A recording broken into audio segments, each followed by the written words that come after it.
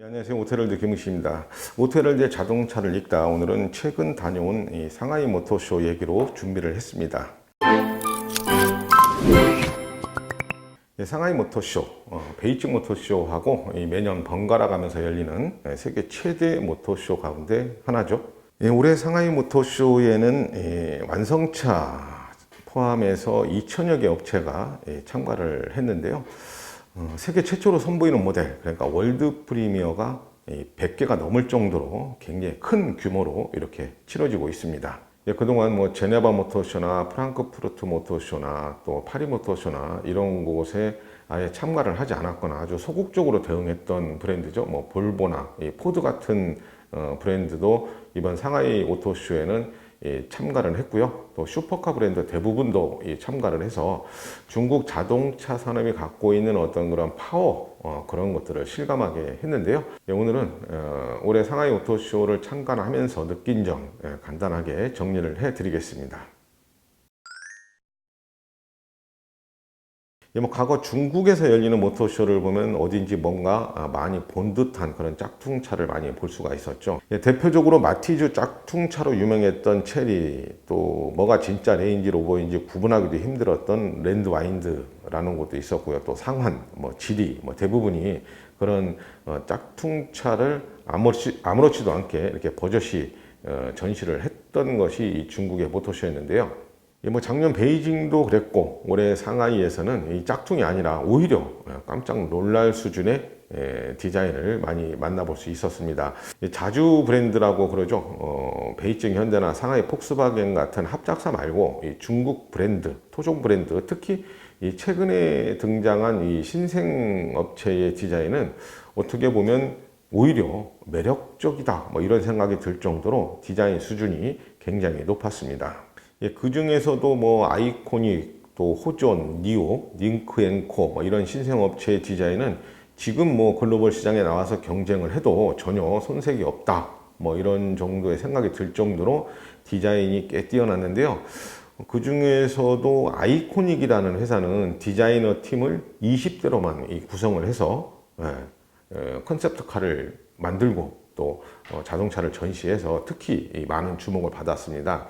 뭐 자동차 디자인이라는 것이 경력이나 경험 뭐 이런 걸 굉장히 중요하게 생각하는 그런 곳인데, 이런 발상의 전환으로 디자인을 했다고 하니까 오히려 더 많은 사람들이 관심을 갖게 했던 것 같습니다. 뭐 결론을 말하자면 이제 중국 자주 브랜드의 디자인은 뭐 이제 더 이상 짝퉁 뭐 이런 식으로 비난을 받을 대상이 아니라 오히려 어떤 브랜드와 경쟁을 해도 좋을 만큼의 수준까지 발전을 했다, 이렇게 봐야 될 것 같습니다.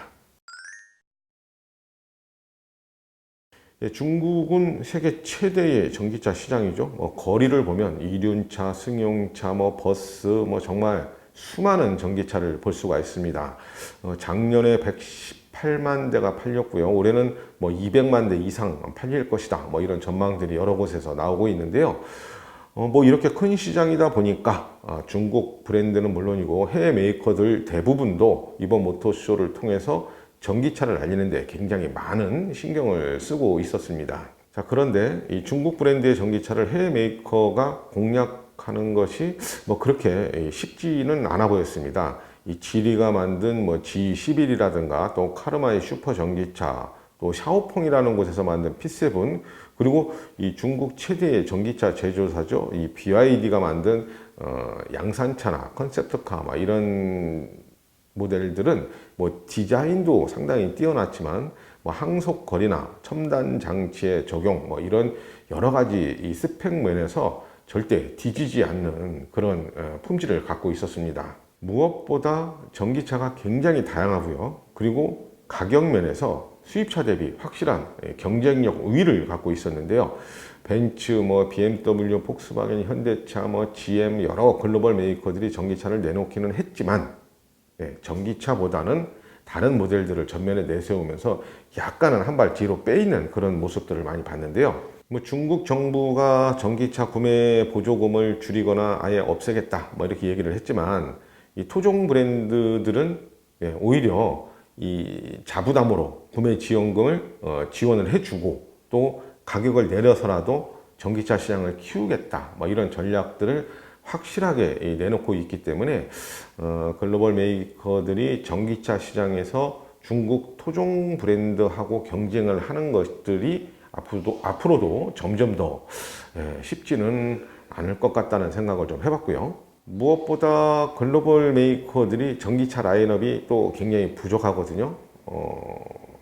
중국 토종 브랜드들은 아주 작은 소형차부터 시작해서 뭐 중형차, 대형차, 또 뭐 SUV, 심지어 뭐 대형 상용차까지도 이 전기차 라인업을 다양하게 갖춰놓고 있기 때문에 그런 어떤 라인업 경쟁에서도 좀 밀리고 있고요. 아까도 말씀드렸지만 무엇보다 이 가격에 대한 어떤 그런 경쟁력이 조금은 떨어지기 때문에 수입차 업체들의, 그러니까 중국 입장에서의 수입차 브랜드들의 전기차 판매 경쟁은 아무래도 그렇게 뭐 뛰어난 실적을 거두기는 힘들지 않을까, 자꾸 그런 생각이 들었습니다.